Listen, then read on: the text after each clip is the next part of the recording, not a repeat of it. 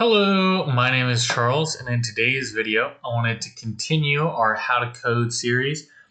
And specifically, today will be on if statements, because if statements and like logical statements are kind of how it's built. So if we get right into it, this is the terminal again, and we're gonna look at if statements. So how do if statements kind of work? What's the syntax as we described before? How do you actually write if statements? So we're going to set an integer x equals 10, right? And then if we want to check if it is equal to 10, let's say we want to print something out if it is, right? Then we would do if x equals 10, right? Then essentially do something. So the basic format of these if statements is always if, blank, then do something. And if not, do something else. That's basically how these work. So if x is equal to 10, system.out.print, it's equal to 10.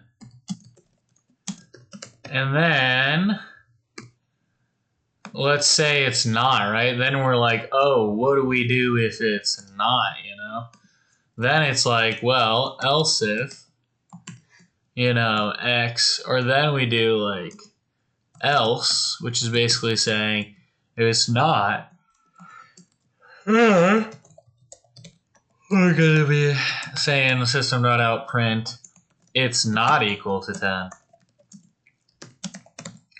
And this is like the basic way. So if and else, and then the only other option, right, is if you do, what's it called? If you do, let's delete that. If you put a third condition. So you can do if, else if, for example, like, if x is equal to 10, and then you could do like else if, so if it's not 10, but it is x equals 11, right? Then system.out.print, it's 11. So you can have certain logical statements that are like, if it's this, then do this, and if it's not that, then do something else. And then if it's none of those, so this is just adding another if essentially. Same thing as if for a different value. And then the last like unique one is else, which if it's none of the options, then the computer or the code will print out that last thing. So since x is equal to 10, what do we think it's going to print out?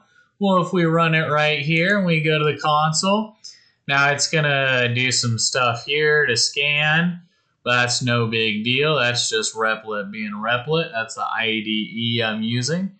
And as we remember from last time's video, IDE stands for Individual Development Environment. And look at that, it's equal to 10. So the one that came out was x is equal to 10. We checked if x equals to 10, and then it is. So now if I set it to 11, what do we think it would print out? Well, if I set it equal to 11, then I ran it, it would say it's 11. And then now if I made it 12, right, if it's none of those options, then it's going to say it's not equal to 10. So that's the basic, this was a shorter video, but I just want to understand or give you guys a clear video that's short and easy to follow to be like, hey, what are if statements? How can I, how do I write them? What can I do with them? And basically what you can do with if statements is you can set conditions when you're programming. You can, as a programmer, essentially be like, if some condition is met, then do something. If some state of affairs in the code is met, then do something. And it makes your life a lot easier. So I hope this helps. This is part 2 of the How to Code series. And enjoy. I hope you all have a blessed day, and much love.